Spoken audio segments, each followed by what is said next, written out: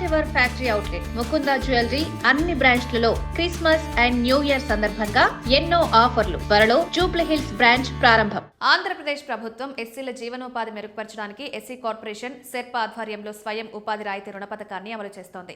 ఈ పథకం ద్వారా రాష్ట్ర వ్యాప్తంగా 4,400 మంది లబ్ధిదారులను ఎంపిక చేయనున్నారు.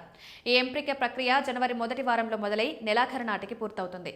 ఎస్సీల జనాభాకు అనుగుణంగా జిల్లాల వారీగా ఎంతమంది లబ్ధిదారులను ఎంపిక చేయాలో నిర్ణయించారు. ఈ పథకం ముఖ్య ఉద్దేశం షెడ్యూల్ కులాల ప్రజలు స్వయం ఉపాధి ద్వారా ఆర్థికంగా నిలదొక్కునేలా ప్రోత్సహించడం. అందుకే ప్రభుత్వం రాయితీతో కూడిన రుణాలను అందిస్తుంది. ఈ రుణాల ద్వారా వారు సొంతంగా వ్యాపారాలు లేదా ఇతర ఉపాధి మార్గాలను ఏర్పాటు చేసుకోవచ్చు. ఈ పథకం అమలుకు ప్రభుత్వం 63.26 కోట్ల రూపాయలు కేటాయించింది. ఇది కేంద్ర ప్రభుత్వ పథకమైన పీఎం అజయ్తో భాగస్వామ్యంతో అమలు చేయబడుతుంది. ఈ భాగస్వామ్యం వల్ల పథకానికి మరింత బలం చేకూరుతుంది. ఎంపికైన లబ్ధిదారులకు జనవరి నెలలోనే రుణాల పంపిణీ ప్రారంభమయ్యే అవకాశం ఉంది. ఈ పథకం ద్వారా ఎస్సీ వర్గాల ఆర్థిక అభివృద్ధికి తోడ్పాటు అందించాలని ప్రభుత్వం లక్ష్యంగా పెట్టుకుంది. స్వయం ఉపాధి పథకం కింద ప్రజలు సొంతంగా వ్యాపారాలు ప్రారంభించుకోవడానికి ప్రభుత్వం ప్రోత్సహిస్తుంది. ఎవరైనా స్వయం ఉపాధి పొందాలనుకుంటే ఈ 56 రకాల వ్యాపారాలలో ఏదో ఒకటి ఎంచుకోవచ్చు. ఒకరు ప్యాసింజర్ ఆటో నడుపుకోవచ్చు, మరొకరు చెప్పుల షాప్ పెట్టుకోవచ్చు. అలాగే బేకరీ లేదా మొబైల్ ఫోన్ల అమ్మకాల షాప్ కూడా ప్రారంభించవచ్చు. టిఫిన్ సెంటర్ లేదా ఫుడ్ స్టాల్ పెట్టుకోవాలనుకునే వారికి కూడా ఈ పథకం ఉపయోగపడుతుంది.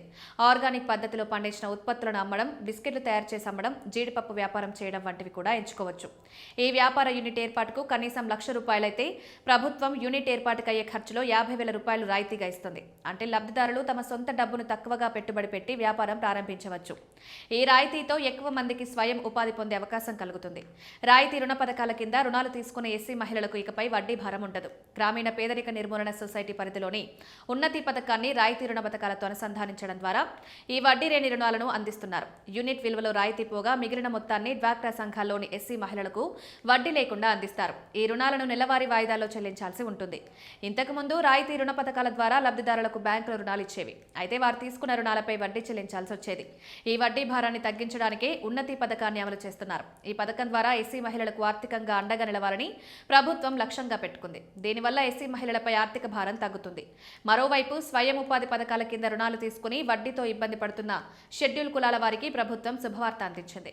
జాతీయ ఎస్సీ ఆర్థికాభివృద్ధి సంస్థ, జాతీయ సఫాయి కర్మచారి ఆర్థికాభివృద్ధి సంస్థ పథకాల కింద రుణాలు పొందిన వారికి ఊరట దక్కింది.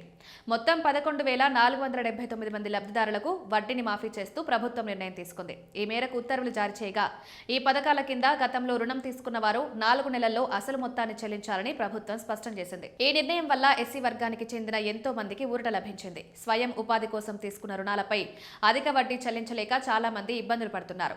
ఈ వడ్డీ భారాన్ని తగ్గించడం ద్వారా తమ వ్యాపారాలపై మరింత దృష్టి పెట్టడానికి అవకాశం కలుగుతుంది. ఈ పథకం కింద రుణం తీసుకున్న వారు తమ అసలు మొత్తాన్ని 4 నెలల్లోగా చెల్లించాల్సి ఉంటుంది. ఈ గడువులోగా చెల్లింపులు పూర్తి చేస్తే వారు వడ్డీ భారం నుండి పూర్తిగా విముక్తి పొందుతారు.